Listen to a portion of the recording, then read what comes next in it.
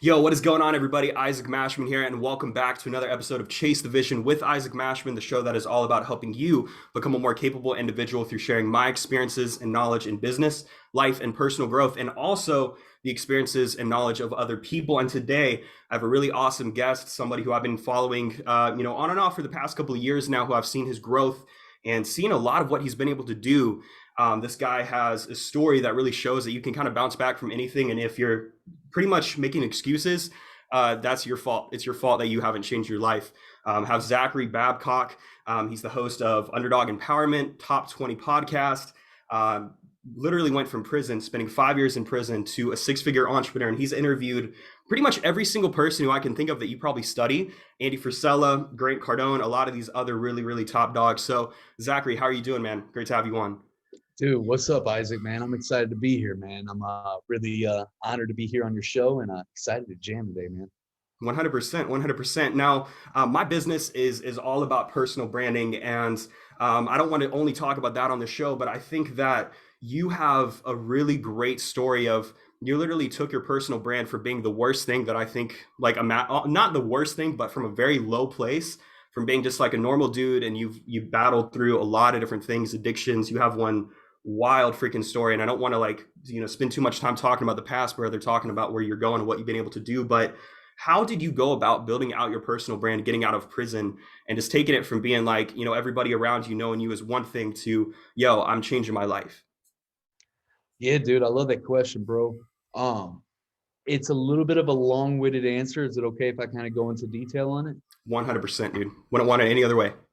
Right on, man. I just wanted to ask, man, because I don't know about you, but I've had plenty of people on the show where you just ask them a simple question, they start talking for like 30 minutes, and like, bro, Same.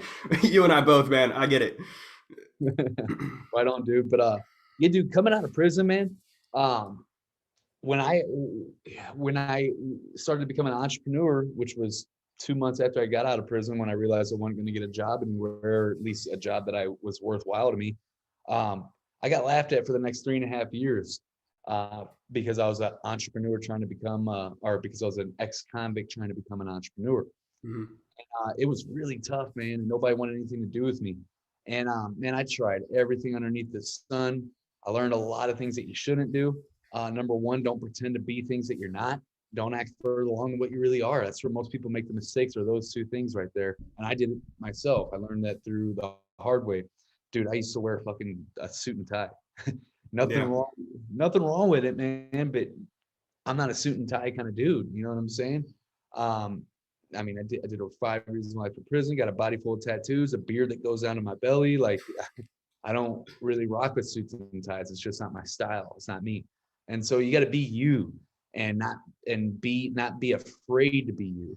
But long story short, man, I launched this brand, Win with Zach, and that was on YouTube, and I did that for almost 2 years straight of 3 videos every single week. And it never really took off, dude. And it's because the brand was, number one, it was named Win with Zach. That's just cheesy, bro. You know what I'm saying? Yeah, yeah, yeah. And two, it was Win with Zach. It was just about me. It wasn't like a movement that people could get behind. It wasn't an identity that people could Mhm. identify with. You know what I mean? And so that never really took off. But then when I launched Underdog Empowerment, through that experience of my first one and really studying this stuff and going deep, and being very intentional, from the color scheme to the naming to the everything about it, dude. Um, that just really blew up. But the main thing is because I quit holding back punches and I started being myself. I stopped acting further along than what I really was. I stopped wearing the suits and ties, Mhm. acting like I was successful. And I showed people that I had really shitty days just like they do still. And so when I was able to just be myself, man, that's when people really started jamming with me. Right. And we could talk about that literally, because there's this whole impression that you have to be somewhere that you're not there. And that, especially for young dudes, like I'm 20. And, when I first got involved with business back in 2017, it was, I'm seeing all these different people, I'm seeing Gary Vee's content, and then I'm seeing these other entrepreneurs starting to post, Lamborghinis. And then I actually got involved with network marketing. And you interviewed the vice president of the company, Alex Morton, did that interview, I think, a couple of years ago. And I know that you had one of your starts in network marketing too, scaled up to a $2,000 residual income, got out of network marketing. And it can be a really dangerous game to play when you have these young guys who are even in high school, 16 years old, feeling like they have to be somewhere. And I think to some extent that might be healthy because you're setting really high expectations for yourself, but the whole fake it till you make it, buy fake followers, try to buy your way into press releases and all this other shit. I'm not a fan of. And by the way, feel free to cuss. I cuss on occasion. And so, yeah, man, that's really interesting. And now something that I really wanted to touch on was more of a personal point. And I think it might have been your interview with Evan Carmichael, or it might have been futuristic. You were talking about, the time that you were locked in the cell, right? And you're there not just for 30 days, like you're there for 5 damn years. And I look back on my past and I regret things that I didn't do a year from now or a year ago.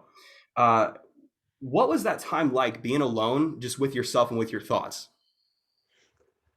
Yeah, man. I think a lot of people, uh, or I think solitude is underrated to a lot of people. Mm, Solitude's a beautiful thing, man. I'm not saying that my time in prison was amazing and beautiful and that I wish I could go back because I'm super glad that I'm not there anymore, right? And I don't ever want to go back. Um, but it gave me a lot of time to really do a lot of introspection. You know what I'm saying? Because I'm in there with just myself and thoughts or whatnot. But I got to really get to know me, because I kind of got forced to in a lot of ways. And everything that I went through and that whole experience, dude, I wouldn't change it for anything, dude, because it made me who I am today and it built a mental fortitude and a strength of character that I wouldn't get any other place. So super grateful for it, man. hmm. And then you get out of prison, everybody says fuck you because you're an ex-con, and I think that system's a little bit flawed because we have this automatic assumption that your mistakes define your character moving forward. And there are a lot of things that I don't agree with in that regard. And then you get involved with business. You obviously start that Win with Zach channel. That I'm glad you don't do that anymore. I want to have you on the show if you still have that channel. I'll just be honest, man. But how did you come up with the entire concept of underdog empowerment, or even taking it a step further? What drove you to launching a podcast to begin with? Because that you started Underdog Empowerment, before I think podcasting really was taking off to where now everybody has to get a show. And I know I had somebody message me on Facebook. It was literally, I think, 18 months ago, and they're like, "You need to listen to this podcast." And I didn't think anything of it. It was Underdog Empowerment, and normally I'm super picky with who I listen to, just because like I'm looking for the really top dogs. But then fast forward, I see that you've been consistent with it, and I see the caliber of people you have on, and you've clearly made that work. But what was that driving force to begin with launching it? Yeah, man. So like I mentioned, I was doing the YouTube thing, wasn't getting any traction, was doing that for like 2 years. And it's funny because now I make fun of the click funnel community. I call them dick funnels. It's hilarious.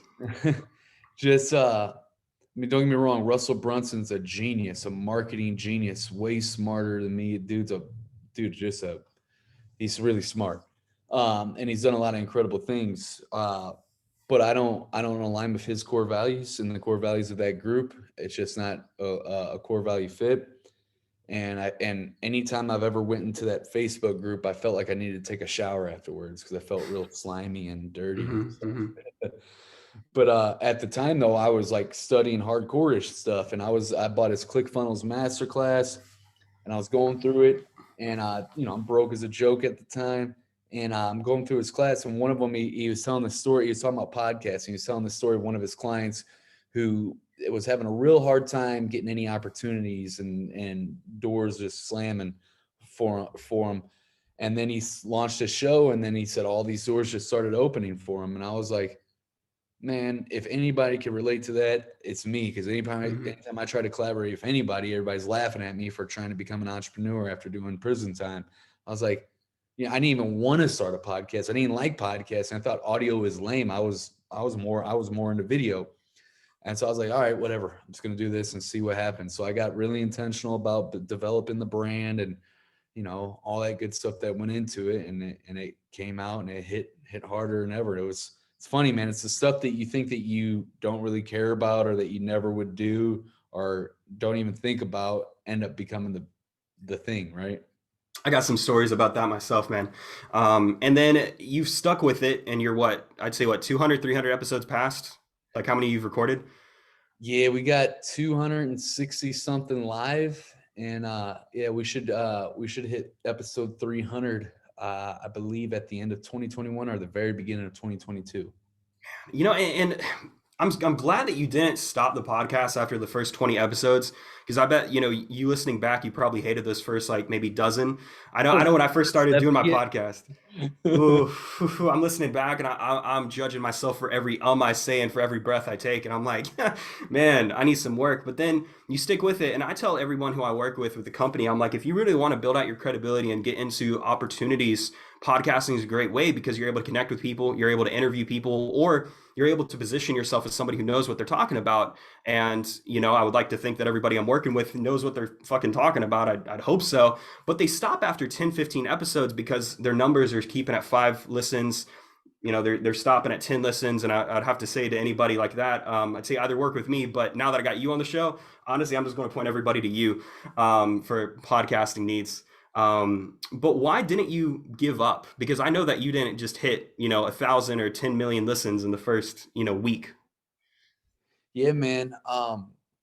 That's the one of the few things that I'm really good at is not quitting. I'm stubborn as shit. um, that's just there ain't no quitting my blood, man. Unless the only time I quit is when I feel like I'm trying to win something that isn't a win. You know what I'm saying? Like if I'm in a race that I don't even want to be in, and then I'll quit. But if it's something like a goal that I'm striving for and it's something that I really Mhm. want and that I committed to, I'm not quitting. Love it. And I got a lot of younger people who, listen and follow me around the same age or a little bit younger, maybe a little bit older. And something that I can't emphasize enough is who you're surrounded by. And you've done a complete 180 with, hanging out with people who were, drugged out or just bad influences to now hanging out in the likes of, Andy Frisella and all these other top dogs. You're kind of moving from this underdog to more so like I'm one of the dogs that you study. And it's kind of an interesting transition to see people take with their personal brands and how you scale up. There are levels to this. How did you first get into, I want to take it way, way, way back with, how did you get in with the wrong crowd to begin with? There's a lot of ways I would imagine. I can only speak from experience of how I got involved with them. I grew up without a dad, and I remember, I would do stuff that was completely out of character, that was completely against my core values, and just to be accepted. I Mm, wanted to be accepted so bad. And we all do. Every human being does. Anybody that says they don't is a motherfucking lie, dude, because it's literally yeah. wired into us, as humans in our psychology to want to fit in with the tribe. And I won't even go into deep detail about that. But, you know, I think that I wanted to be accepted maybe a little bit more than your average person. And so I would do stuff to try and fit in. And then once I started getting in with everybody in the crowd that I grew up in, uh, then I didn't have any chief aim in life or whatever, and so I just kept on leading to more bad decisions. But yeah, man, you're so right, dude. Like the company, dude. When I was hanging out with losers, I was losing in life, man. And then when I started hanging out with winners, I started winning in Hmm. life. Super simple. I swear to God, it works. So I'm honestly grateful that, there are guys like you and, Grant Cardone and people like people of that nature who have went through all that shit, because there was a time where I flew out to California and I had a friend group, and I thought because everybody had a quote hustle and everybody said that they had a business or they were an entrepreneur, that they are good people to hang out with. And that's just not the case. And I was in with that friend group a little bit, and I started to take a step back, and I'm like, I'm looking at them and I'm looking at their actions, and I'm like, what you're saying is not matching your actions, and then the morals and ethics don't really line up. And then I was able to get out of that situation without it getting bad, aside from, maybe smoking. But it's like, other than that, I got out way before, other people, because it would have just went downhill from there. And I know you're super passionate about coming in and helping a lot of prisoners and the people who are, currently locked up. And there's something recently that I've been seeing on Facebook that you started like this prison program, or you're starting to make everything that you're talking about a couple of years ago in your older episodes come to reality. Let's talk about that for a second, because I absolutely love what you got going on. appreciate that, man. Yeah, dude. Thanks, man. This year's been really cool, man. I still am going down a quick little tangent, but I 100% still have the underdog mentality, and I always will. I'm always going to tap into that. But it was a little weird, man, because at the end of 2020, we moved into the house that we live in now, which is a really nice house that we paid cash for, and I did everything that they said I'd never be able to do. Literally, I did it. I did everything. I proved them wrong. I was like, I went out and did it, and then I got real clear, on what winning is to me, and it's not just the business. Don't get me wrong. I'm building some big shit. Like I haven't even scratched the surface of what we're building.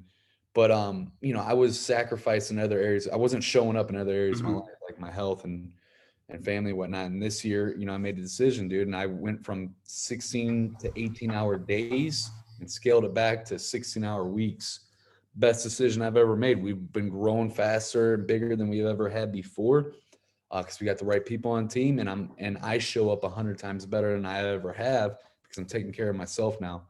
I have no fucking idea why I started telling that story because you asked me something completely different. What was the It question? was about the prison project, but we'll get to that really quick though. But you touched on something that there's this whole hustle culture going on, and I got into that as well. And then I started to realize that if I'm only getting 4 hours of sleep, or I'm saying that I'm staying up to say that I'm staying up, and I'm not getting shit done, then what the fuck am I doing this for? And I realized, okay, I sleep 6 to 8 hours a night. I'm gonna wake up feeling good. I'm gonna be able to be so much more productive, and I've actually been able to get more done so far in 2021 than I'd say like the past 4 years. And that's something, I know Evan Carmike, who is it?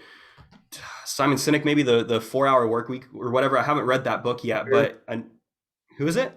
Tim Ferriss with the 4 Hour Tim Work Week. Ferriss. Man, I'm getting names jumbled up. It's all good. Hey, 4 Hour Work Week. That's impressive, man. I haven't gotten to that level yet. I found 16 hours a week is, I could probably get it lower, but that's a good spot for me. Because I actually like it.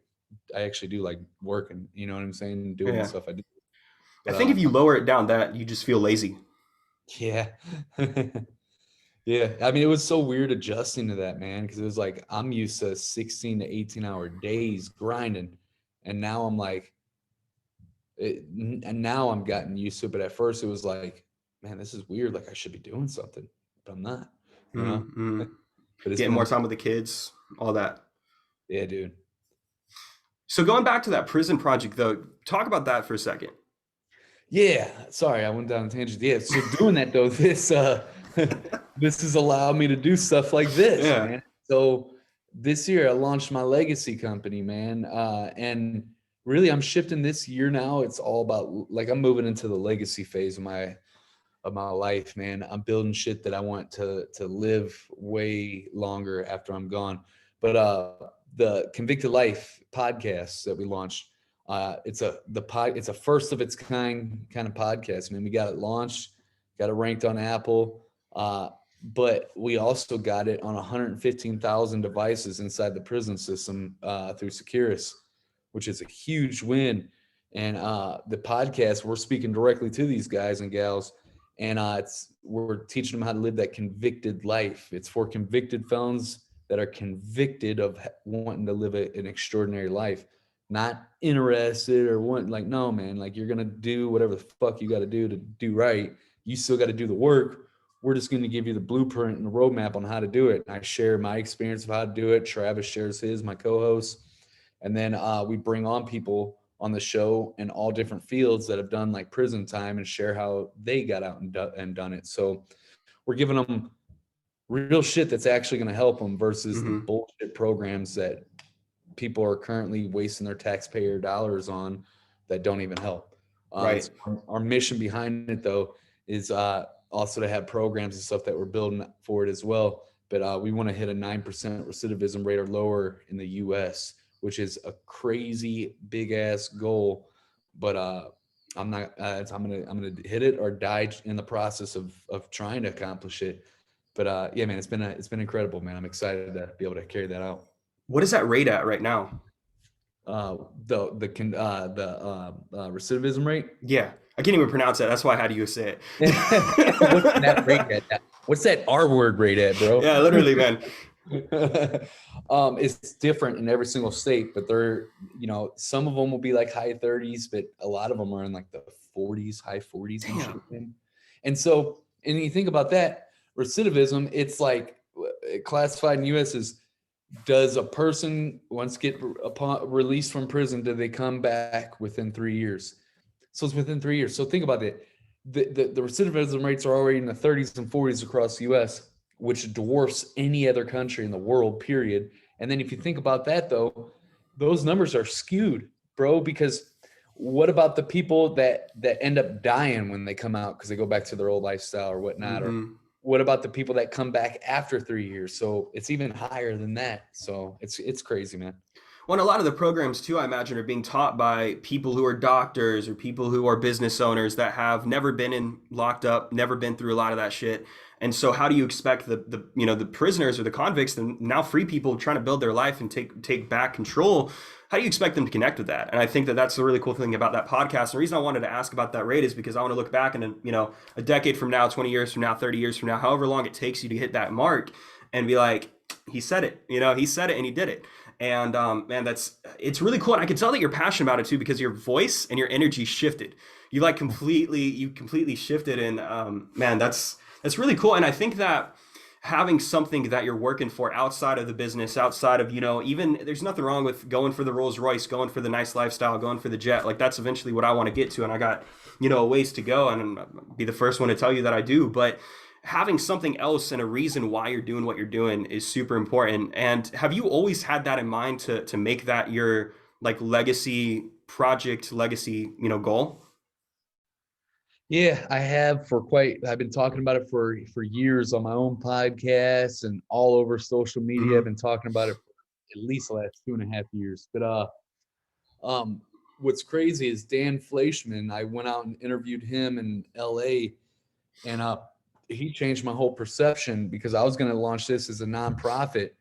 But he showed me in that interview that's on my podcast, he convinced me on how money, a for-profit business is going to be way better. The more money I can accumulate, the more resources I have to throw at this thing to make a dent.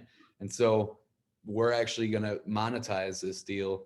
Now, obviously, me personally, I'm going to take mine and put it back into the company because, I mean, I got companies that, I'm not saying this in an arrogant way or anything, but I got podcast powertrain, for example. I could live off of that alone. You know what I'm saying? Yeah. Numbers are numbers, man. Yeah, Yeah. exactly. So yeah, what I'm trying to say is I appreciate money. I accept money. I'm trying to get as much money as I humanly fucking possibly can, because the more money I can get, the more damage I could do with it. I could live. I got my number of the nut of what I want. Like, I'm not a real materialistic kind of dude, but I do buy nice things. So I like the experiences and stuff.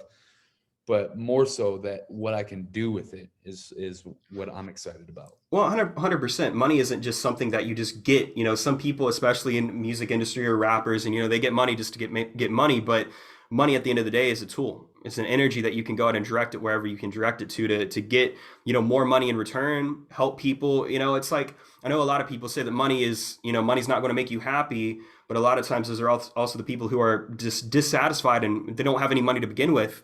And they don't realize that if they had that money, they'd at least be able to take care of those problems that are being caused, maybe health issues or not being able to afford medical bills. I know, one of the biggest things that I remember a couple of years ago when I was in network marketing, they're like, if the average American has less than $1,200 in their pocket. And I mean, I'm pretty sure that's accurate. Man, so you have two boys, or how many kids do you have? Okay. Four. I got Four. Yeah, I got my stepdaughter, she's 12, my twin boys that are 7, and my daughter who is 2.5. What's it been like, raising them, building a company? And I know that, if I'm not mistaken, your boys were actually born when you were locked up. Yeah, man, it's been incredible, man. I came home and my boys were 8 months old, and then I got to hit the ground running from there. And I hear a lot of people, whenever I hear some people say, "Oh, it must be," whenever they see other entrepreneurs like doing something like, "Yeah, it must be nice. I got kids at home. I can't do all that." I'm like, bullshit, man. You just don't choose to do it, And Here's what I'm thinking, man. I don't know this for sure, but I would say in the beginning, yeah, you gotta hustle a little bit. You're gonna have to grind it out, right? And get the business off the ground. But I know for sure as soon as you hit six figures, it might even be sooner, but as soon as you hit six figures in your business, you can remove yourself from a whole lot of it and you can get your time back. I did. And I know, yeah, all businesses, I don't care what industry you're in, they're made up the same way. You got a marketing department, you got a sales Mhm. department, you got a legal department, you got an HR department, you got your ops department, you got your, you know what I'm saying? Uh, so it's made up. It's all businesses are made up the same way, and you can replace yourself in each one of those departments until you got it all done. So yeah, I don't know. I started going down a tangent again. I'll shut up. I do the same thing, man. It's all good. So what you're talking about is delegation. You know, delegate to elevate. That's a saying that I believe Grant Cardone used that he probably got from somewhere else. And that's something I started doing this year too with my business. And I know that you have a team of guys too. Why don't you talk about culture? Because obviously there's a certain kind of culture that's developed within your own organization. And I saw something that it was a couple months ago, and you're like you were asking for people to list their like why they should work with you, and you had it to where if they didn't say fuck, you automatically said no. And I've kind of taken that model to where like I have some trick questions. Like for example, if I'm emailing you and you email my name back wrong and say Isaac with two S's, I'm not going to work with you off the jump. And so, how has it been building culture? I know that you guys went on like a company hike recently, you know, some trips, things of that nature. How important is that? Dude, I love how you do your homework, man. You're a beast host, dude. I mean that. And that's cool that you remember that, dude. Yeah. I literally there was somebody on that post that we would have like they were overqualified for the position, right? Like they were talent wise, probably the best fit talent wise. Mm-hmm. But our one of our core values is pay fanatical attention to detail because we're producing people's podcasts for them and we're writing the show notes and all this other stuff. And we gotta deliver a world class product at the end of the day Mm-hmm. every single time. We got to be able to repeat the same process and have a consistency in the result that we produce. And they didn't say that, and so that immediately disqualified them just because they didn't pay attention to that one little tiny detail. And I slid it in there in the post, not the last line, but right before, a couple lines before the last line. Mm-hmm. So it's like right where most people skip over stuff, you know? And yeah, that's crazy, man. But little stuff like that. Really, the culture, everything lives and dies on the core values. And so you just got to get really clear on your core values. And so we had ours and they were incredible. But this year, like I said, it's been a real weird year for me, like as far as growth, like been quantum personal growth for me.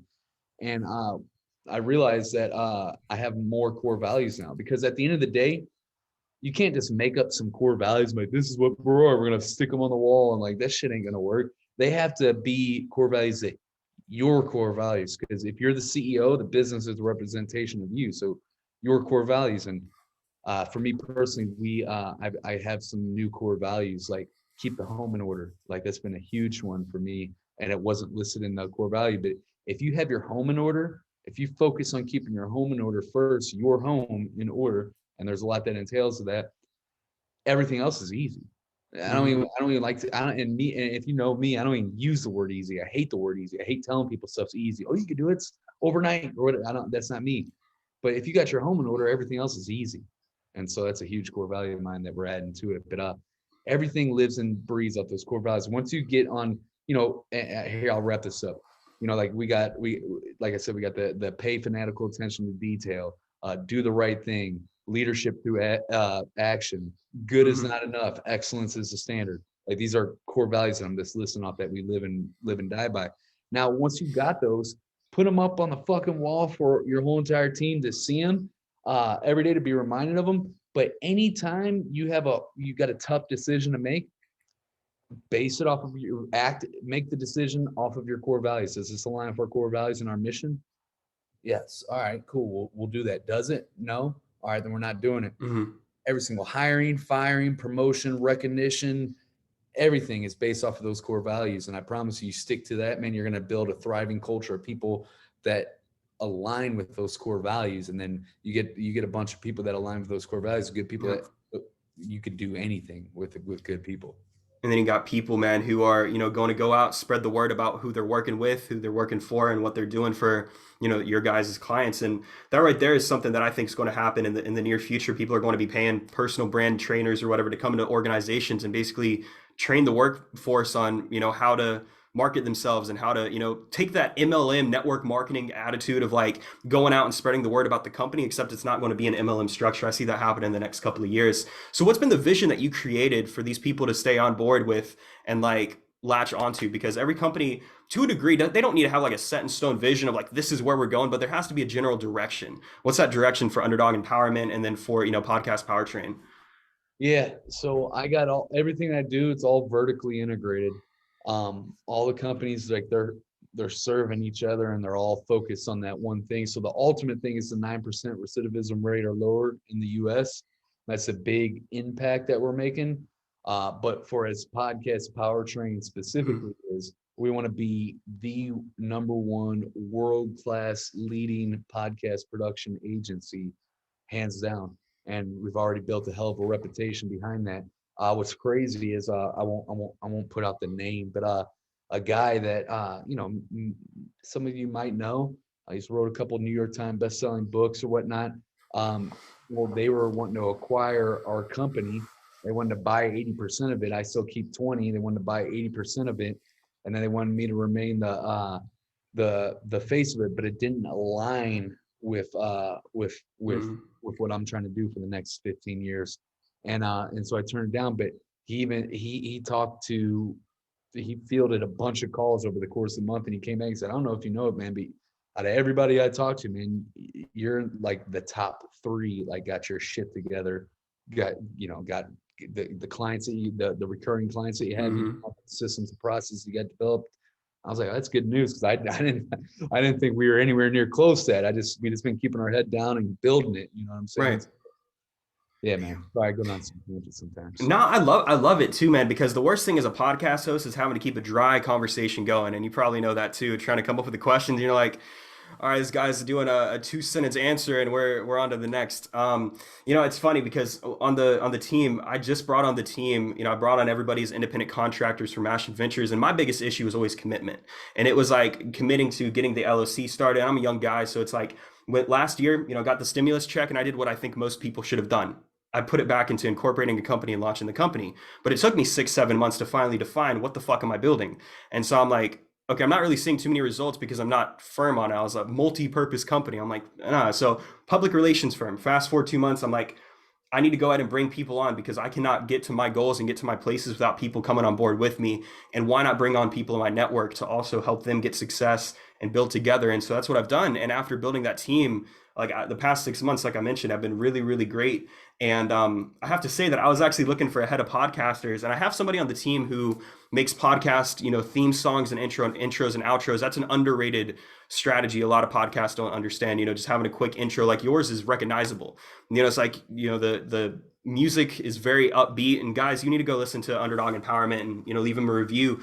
But honestly, anybody who comes to me who needs help with podcasting, like actually launching it, I'm just going to start referring to you and refer to you guys as the person to handle the podcasting needs, so we can focus more on the personal branding side. Right on, man. Appreciate that, man. Yeah. We'll be happy to take care of them. Let's talk about Clubhouse, because you were really, really heavy on Clubhouse for the first couple of months, and I couldn't do this interview without asking that damn question. But obviously, audio guy to audio guy, we got to have that conversation, because I thought that it would be a lot larger than it was, and I didn't spend nearly as much time as I should have to really get the results on it. But it was a personal branding beast. You were on it very heavy, did some live rooms, and I don't think you've been on it any time in the past like couple of months too much, have you?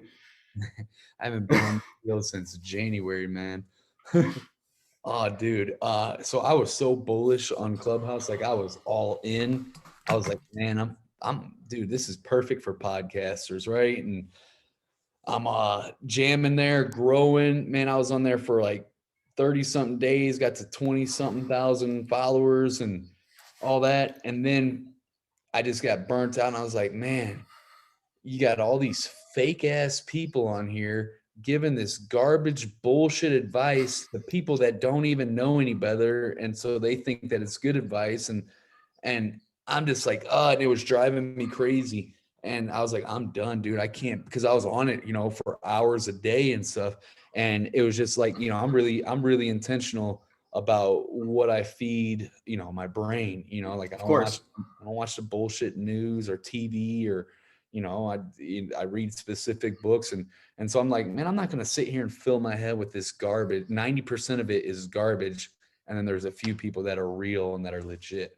And so I said, man, Clubhouse is lame as fuck. That literally changed my bio to Clubhouse is lame as fuck. And I Saw haven't that. been on there since. But now Clubhouse is kind of, I mean, it's still successful. There's still a lot of people using it, but now you have Spotify that launched Green Room. Are you on Green Room yet? I haven't Can't even, can't speak. yeah, I think I'm going to stay away from those just because Uh, I might, but I don't know. And you're diverting your focus. Yeah, and Facebook just launched theirs, yes, or 2 days ago too. Their version of Clubhouse, and they also are now, you can put podcasts on Facebook, which is huge. Um, Yeah. they rolled that out for Joe Budden and a bunch of other big names, but through the course of the year, it's going to get trickled down to us little guys, and then we'll be able to put our podcast on there by the end of 2021 as well. Yeah, I'm definitely waiting for that. And man, it's really interesting that you talk about that, and it's all the more reason why you need to be careful with who you listen to. And I know a couple months ago, you removed, man, you did a post and you're like, I removed like 8,000 followers off of your Instagram because somebody botted your account without you knowing, and you removed the followers. And I was like, man, fucking respect, because I know of a couple people in the PR industry, especially, and they're like, they have 400, 500,000 followers, they're verified, yet you go to Social Blade, their numbers spike by 80K in one day, and then they're losing 8K a month. And I'm like, and then they'll send out an email newsletter saying that they can get you real followers. I'm like, man, the state of business is so trashy sometimes. And it's I like, don't to be know. connected with a real dude is nice. I don't know how them cats even Stay in stay business. in business. Yeah, they don't. They might get a few okey dokes off, and then that shit. So they're always running from one sham to the next, dude. Mm-hmm.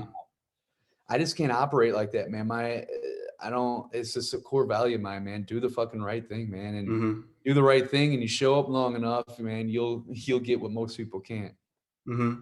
What have you done to position yourself in a pitch to these people? Because one of the questions I've started to be asked recently is, how are you getting guests? Because I went through a time where I didn't do any interviews at all. I started out the podcast under an entirely different name, changed it, went through 25,000 different evolutions, and I finally started to do interviews again. And part of the reason why I stopped is because I recorded an interview with a larger guest, and the audio file was deleted. It didn't save. And I'm like, fuck it, I'm not doing this until I get a setup going. I finally got the setup, and I got, a couple different guests, but you have been arguably the most successful person when it comes to getting guests on your show without being that multi-millionaire, like million follower guy as of yet. Yet you've gotten all of these names, including Andy Frisella, who is like one of the most difficult guys to actually get a podcast for when it comes to, he's so picky with who the fuck he talks to.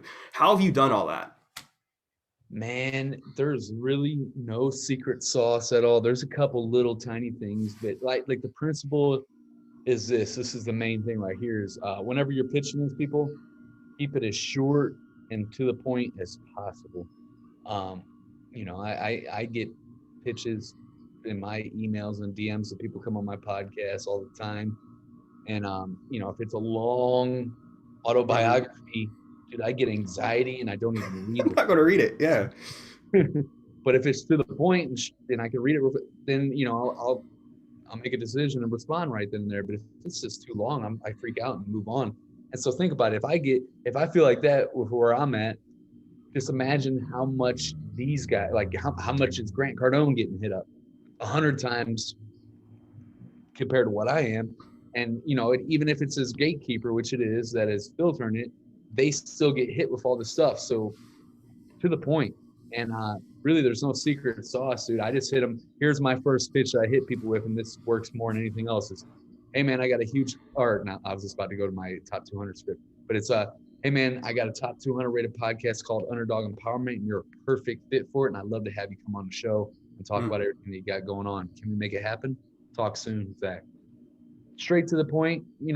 I threw in there subtly the top 200, rated podcasts to show them, that it's ranked on Apple, but it's just to the point. I'm going straight for it because here's the deal, man. And last but not least, the most important piece of that is I shifted it.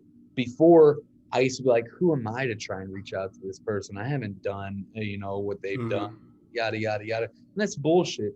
I had to shift a mind shift there to, I'm doing this person a favor by allowing them to come on my platform that I'm pouring all my blood, sweat, and tears into building. I'm inviting them to come share my stage. So I'm doing them a favor. And when I came from that perspective, and the energy is completely different. You're Yep. coming from a place of confidence and from a place of, I got something valuable here, man. Do you want to come jam on it or not? And that's huge, man. So shifting that mindset and then keeping it short, sweet, to the point, Mm-hmm. going directly for it. Damn, I got chills at that last part. Guys, you need to play that back though, because he said there's no secret sauce, and there really isn't. There's no secret sauce with business, I've come to find out with. It's all the same shit. It's just how you're perceiving it and how you're thinking about it. It's the same thing with connecting with high caliber individuals on a personal level, not even on a podcast level, like LinkedIn. LinkedIn's a great tool to connect with some of these people who are normally out of touch. And all you do is say, hey, Elena Cardone, it would be great to connect with you. Much love and cheers to massive success this year. Like that's all you need to send, or in 2021, and you're going to hit a much higher rate because they're hit up by fans all the time. If you come up and approach them as their equal, they'll respect that, and that's actually known as the halo effect. And that's something that's so interesting to study. It's like how there's this persona of celebrity. But anyways, man, I want to be respectful of your time. We could sit here and talk for literally hours on end and just have conversations. But I know that you have this new deal running on. I'm not here to make money. I'm not here to be an affiliate. But I want you to go ahead and give, whatever you guys got going on right now with Podcast Powertrain, and let the people know, because you will be the number one person I refer any of Master Adventures clients to when it comes to podcasting. Right on, man. I appreciate that, dude. Yeah, dude. If anybody here, if you want to know how to build a dominant brand with a podcast, that's something that we do quite a bit, man. We launched over 200 top rated podcasts, and obviously my opinion towards it is biased because it completely changed my life, and now I have a whole entire business around helping entrepreneurs Mm-hmm. create dominant brands with podcasts. But what we did, man, is we took all of our courses that collectively sell for $7,400, and we put them all together and we bundled it for $97. But what's really even cooler than that is if you guys go to underdogempowerment.com/podcasting, it'll lead you to that page. And if you enter coupon code Underdog, it'll take it to $47, and you get all of our stuff for $47. I mean, even if you don't get anything out of it, which would never happen, it's $47, so it's not going to Yeah. hurt. Yeah, you could go check that out if you're trying to launch a dominant brand with a podcast. But if you just want to come jam out with me, man, and get to know me on a more personal level, man, go to underdogempowerment.com. Right there on the homepage, I got a podcast section. You can go listen to Underdog Empowerment there. And if you scroll all the way down to the bottom, all my social media is on there on the footer. So yeah, go check that out, man. I appreciate you asking and having me on your show, man. 100%, Zach. It's been an honor. And guys, if you go buy his course, he's one of the few people who I'm going to give my stamp of approval, because normally I'm not for courses. I haven't launched mine yet, but I want to do it right when I launch it. But don't buy the course and say that the shit doesn't work just because you never open up your emails and accept it to begin with. Like, actually take action. And Zach, man, it's been an honor to have you on. And guys, you just got done listening to another episode of Chase the Vision with Isaac Mashman, the podcast. Monologues every single Monday, and interviews with awesome people like Mr. Zachary Babcock every single Friday. Much love.